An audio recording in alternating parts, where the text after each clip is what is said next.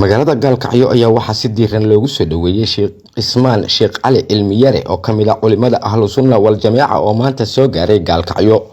waxaana garoonka diyaaradaha Oshaaka ee magaalada Gaalkacyo ku soo dhaweeyay qaar kamid ah culimada Ahlus Sunnah oo ay weheliyeen mas'uuliyiin iyo xildhibaano ka tirsan kuwa dowlad goboleedka Galmudug soo dhaweynta sheekha oo kaalin mug iyo miisaan leh ay ku lahayeen dalada macallimiinta dugsiyada Quraanka ee Midnimo ayaa intii lagu guda jiray waxa ugu horeyn la hadlay muuqaalbahiyaha qaranka qaar kamid ah culimadii xildhibaan Bashiir Sheekh Ahmed iyo gudoomiye ku-xigeenka maxkamadda sare ee Galmudug Sheekh Cabdulqaadir Maxamuud Cilmi Dhagayare iyo isku duwaha wasaaradda awqaafta iyo arrimaha diinta gobolka Mudug ee dowlad goboleedka Galmudug Sheekh Cabdirasaaq Cilmi Faarax Sheekh waxa leenahay ku soo dhawow magaalada Gaalkacyo iyadoo ay ku soo dhaweynayaan culimada gobolka mashaayikhda xerta daalib cilmiga ah iyo dalada ku midaysan dalada macallimiinta midnimo gobolka Mudug waxa weeye waxaan meeshan xafladda laga raba ay tahay soo dhaweyn weeye xaflad siyaasadeed ma ahan xaflad diiniyana weeye waxaan ku soo dhaweynaynaa kalsooni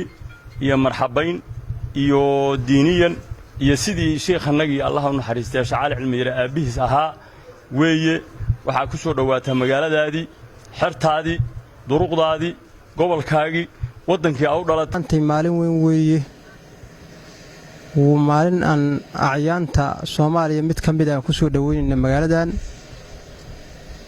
kaas oo magaciisu yahay Sheekh Ismaan Sheekh Cali Cilmiyare gaar ahaan gudoomiyaha reer Sheekh Cali ama xerta reer Sheekh Cali si loo yiraahdaba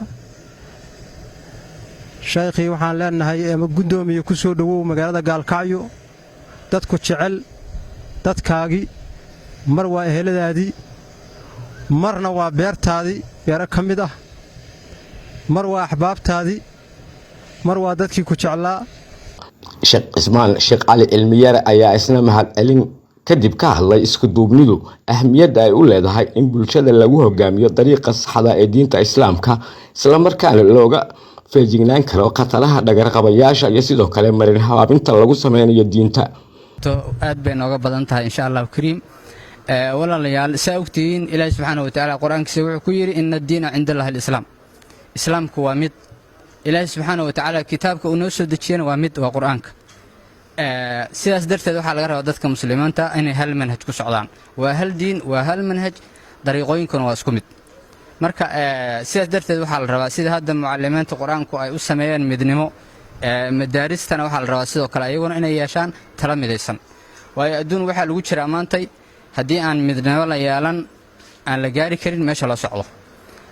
hadii adinku aad madaaristii ku mashquusheen oo culimadii kutubta ay akhrinayso dad baa shaqo waxay u tahay inay adinka ku tilmaamaan inay culimaan ama islaam ahayn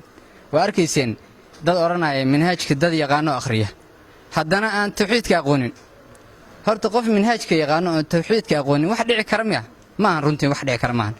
ragga hadda harayba intaysa dhamaanin ka bart marba ka shalay doontaan marka waxa rabaa walaalayaal heerkaas maanta adduunku marayay annagu sida dadku hadlamayno inaa wax ayna diinteenu ma qabto laakiin qofkii khaldan inaa saxnay qabtaa dadka khaldan dadkii sixil lahaa waa adinka oo u nasiixayn lahaa oo cilmigu wuxuu yahay bari lahaa Cabdirasaaq Maxamed Ahmed warbaahinta qaranka Soomaaliya Gaalkacyo.